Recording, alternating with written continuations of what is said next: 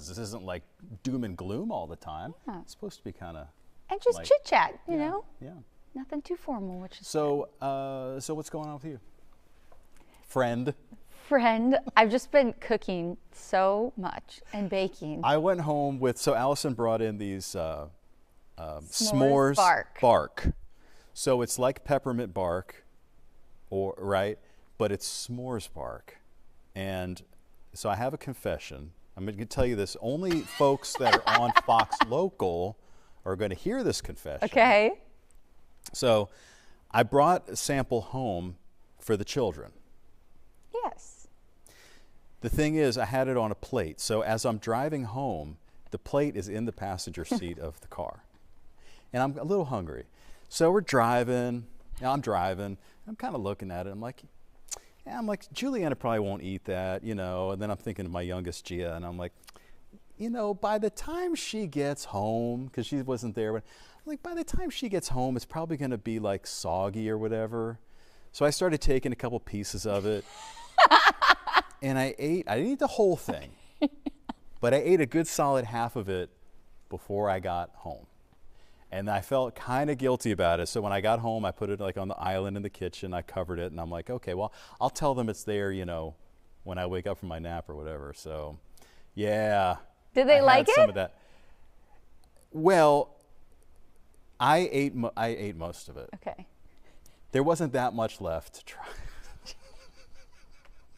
So it was really good. So okay, so it was graham crackers, right? Yeah, so bed of graham crackers, mini marshmallows, Yeah. chocolate chips, and then I made like a caramel sauce with brown sugar and melted butter.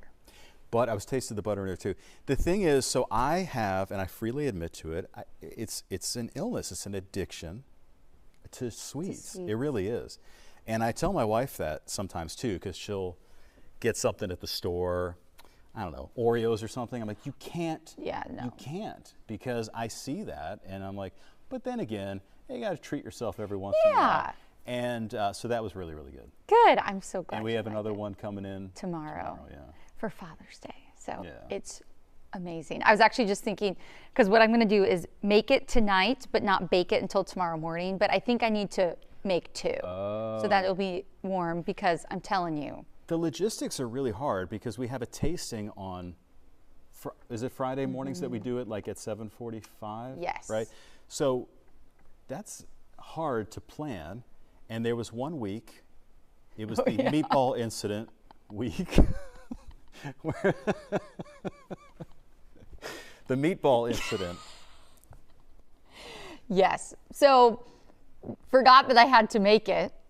And so I had to call my husband, and I was like, Gibby, you need to go to the store. I need to go buy the ingredients and I need to make these meatballs. And so he's like following my recipe. He's like, okay, do these look good? And like sending me pictures. And they turned out great, thankfully. Yeah. So the directions do work, y'all. And he is an engineer, so he knows how to, you know, make things. But I don't know about finding the measuring cups. Meatballs. And stuff. I can't imagine if, I know, well, because I cannot. I tried to cook back when we were a younger married couple.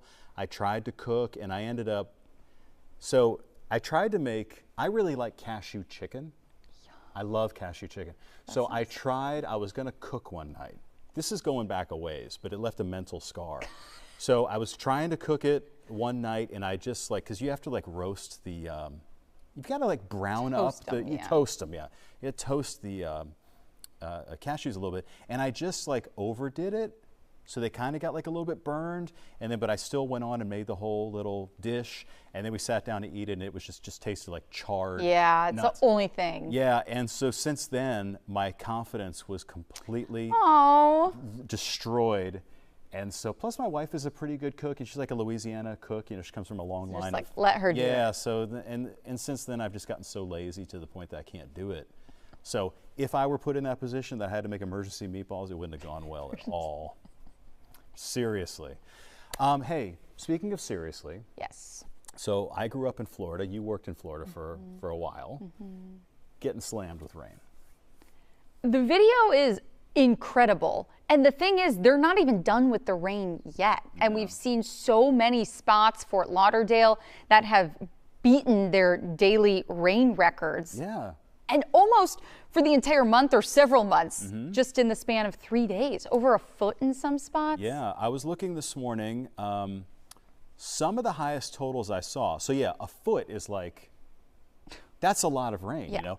it's But there are not- some places, I think it was Hialeah, Florida, which is in Miami-Dade County, is 19 inches and counting.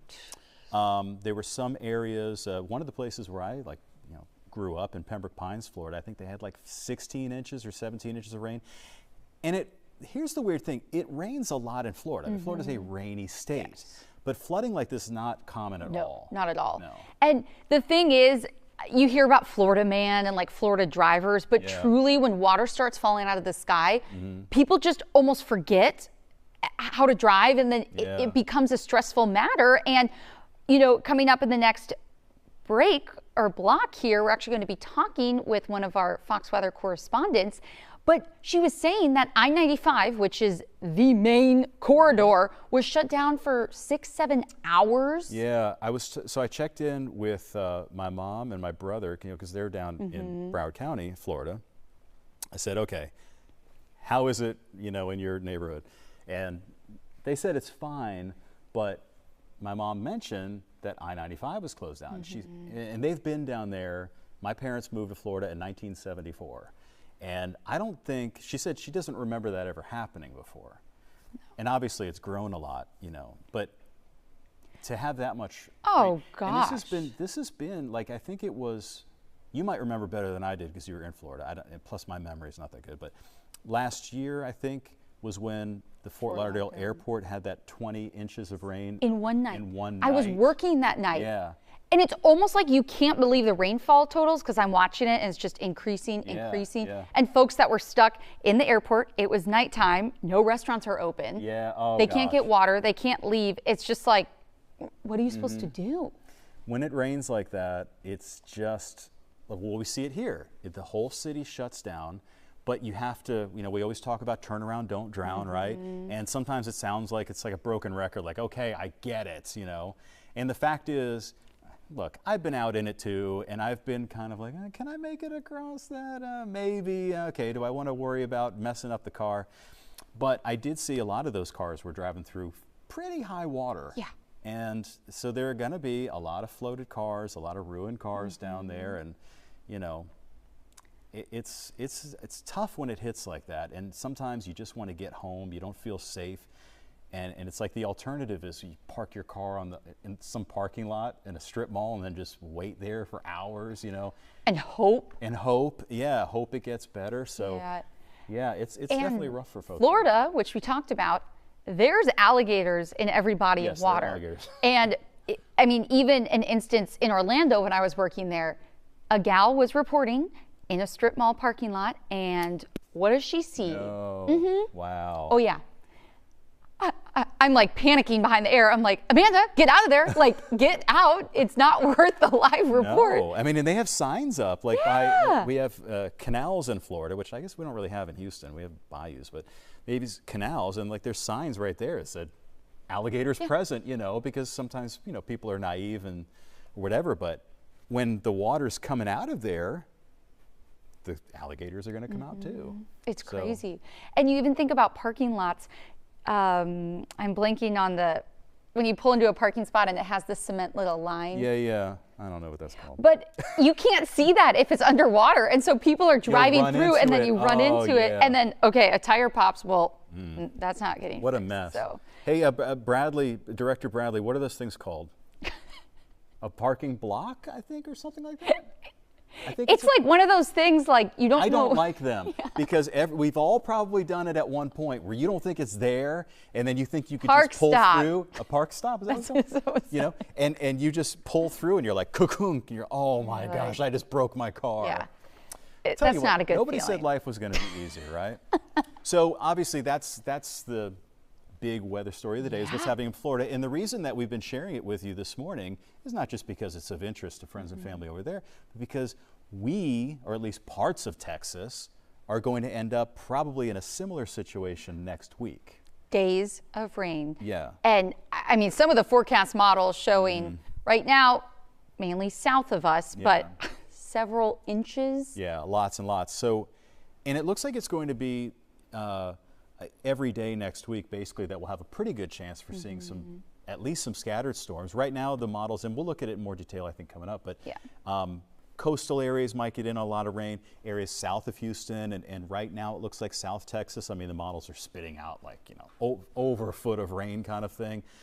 And did you want to pull up I think that we did have a tropical graphic that we could share with you that, so yeah, right now, all of that moisture, the bright greens over in Florida, but we're going to see it, you know, start to move into our area too. Actually, so it's that 40%er, but here we go. Right there, yeah. So that was this is the GFS model. And we also have been, you know, we also look at like the Euro model, and we have our Fox model that we're very proud of too.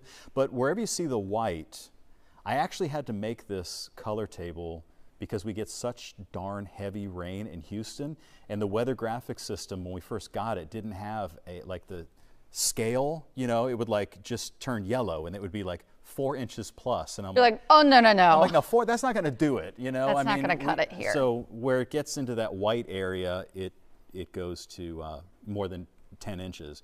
So that's what it's showing in Mexico right now, with some heavy rain down around Brownsville too. But it really just depends on where this potential low would set up.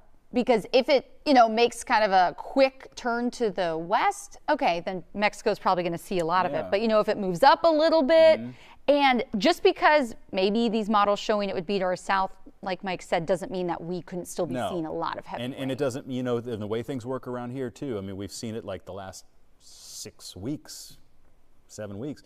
It's like sometimes one spot will get, you know, just 10 inches of rain or whatever, and then some other spots might not see anything. You know, from late April through early May, it was Huntsville, it was Livingston, and all these spots that got 20, 22 inches of rain. And then the last couple of days, I was looking, so Monday and Tuesday, Bush Airport had 6 1/4 inches of rain between those 2 days. Wow. Hobby Airport had almost nothing.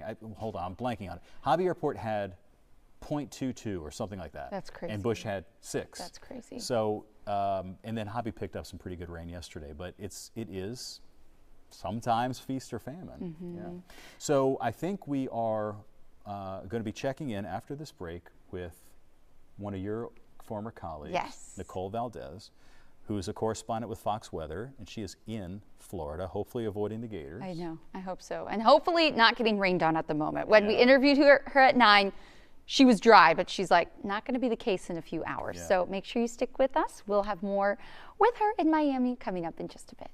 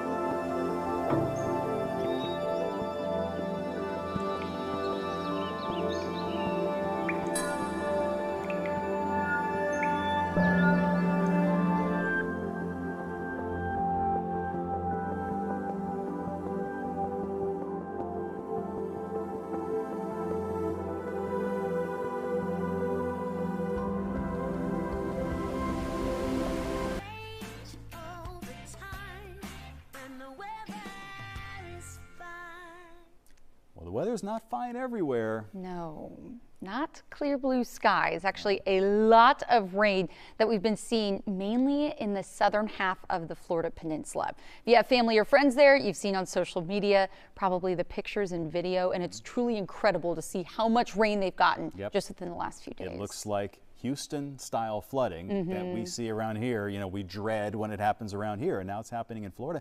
We have a Fox weather correspondent, Nicole Valdez, who's been down there. And it looks like we were just looking at the radar, Nicole, before we tossed out to you, and there's this heavy, heavy line from like Naples back up to north of West Palm Beach. But you guys are getting a little break right now, it looks like.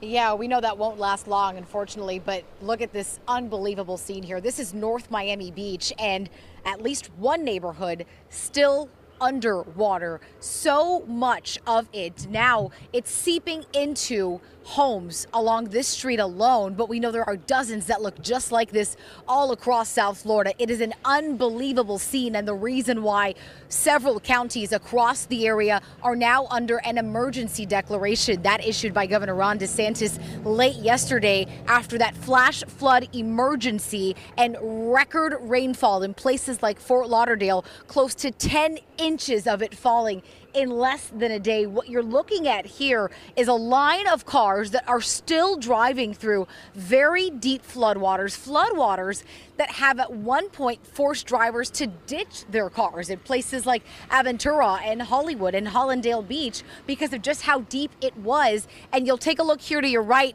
at least one home has been flooded. There are dozens, unfortunately, just like it. In fact, Miami officials telling us at least a dozen people have been rescued, in some cases from their own homes, as that water has just really taken over so many communities as far north as Fort Lauderdale and as far south as Miami Beach. It is such a widespread impact that we are seeing, and it's really hard for these people to figure out what to do, where to go. Some people have nowhere to stay. I just spoke to a woman who says her home is flooded. She's got a baby at home. She's now staying in a hotel nearby, unsure when she'll be able to leave. That's the reality of the situation for a lot of people. Meanwhile, travel, of course, has just been an absolute nightmare. You had I-95, shut down for a 6-hour window yesterday, and both major airports in South Florida are seeing delays, some upwards of 7 hours. So it's unfortunate, but we know it could go from bad to worse.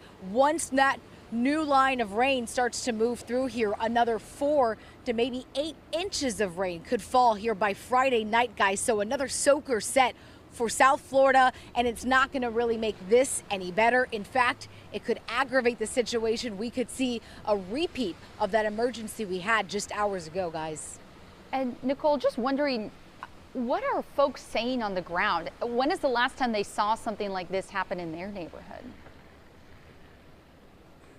I think it depends on who you talk to. There are some people who especially live in those lower lying communities around Miami that say it's Miami, it floods. But again, have they seen it to this level? That's hard to say because it really depends on how much rain you get in a short period of time. Typically, if it's a consistent, steady rain, you know, this is Miami, it sort of knows how to drain itself, and I think officials here know what to expect, what areas could see some of the worst of it.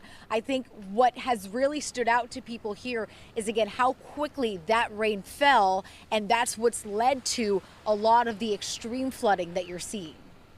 They're also, you know, South Florida is it's been a very fast growing area. Lots and lots of people, so lots of new construction, new development, and so that presents, I think, probably some new challenges for drainage and things like that as well. And it's that way for a lot of cities, but I think down there is one of the trouble spots too, Nicole.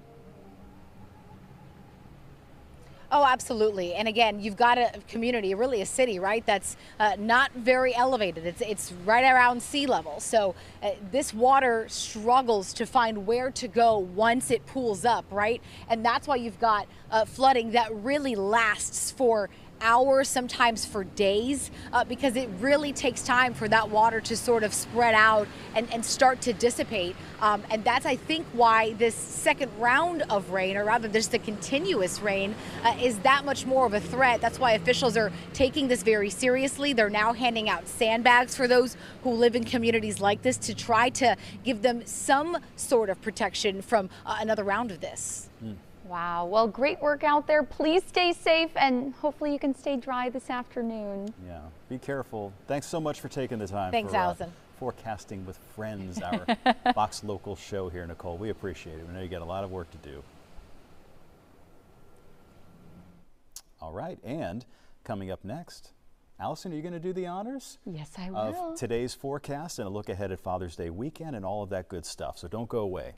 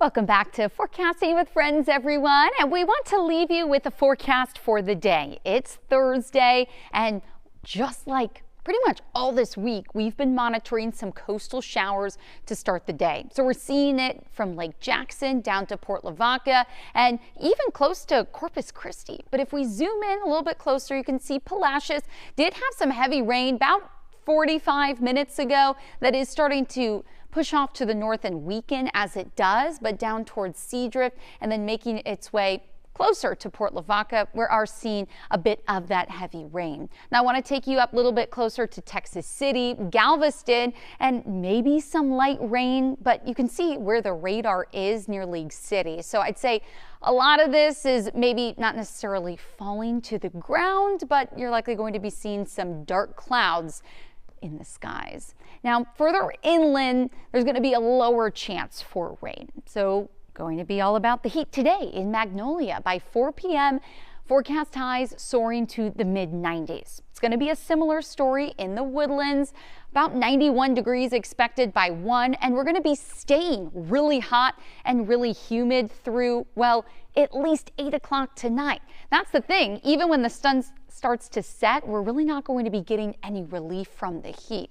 And passing clouds will be expected in Splendora, 95 by 4, and then by 8 p.m. we're still in the mid-80s with feels like temperatures well into the triple digits today, tomorrow, and likely through the weekend. The thing is, when we see lower rain chances, that's when our temperatures will really be on the rise. So we had a few showers this morning. We'll see that trend continue.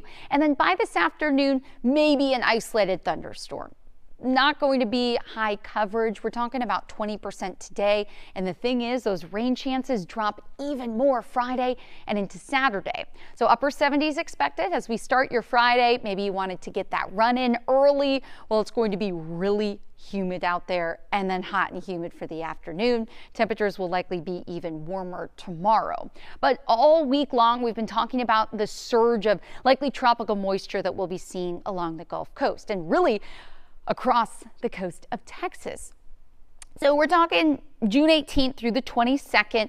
Brownsville right now kind of looks like the bullseye of where we could be seeing some of the heaviest rain across the state for the next week, but we're not ruling out the chance to see that tropical moisture move up here. The thing is, with these tropical areas that we're monitoring, could it become a tropical depression? Well, it's definitely a possibility, but the thing is, we're likely going to see that tropical moisture just continue for, well, most of next week. So you can see our rainfall totals here in Houston, according to our GFS model, really starting to pick up several inches, and you can see that it's really centered along our coastal zones. But taking you down to Brownsville and coastal Mexico, anywhere that's shaded in purple and that white color will be 8+ inches of rain. Now, this is going to be starting Sunday through Thursday. So that's a big chunk of time, meaning it's not all going to be falling just in one day with these tropical events, especially if it's not a really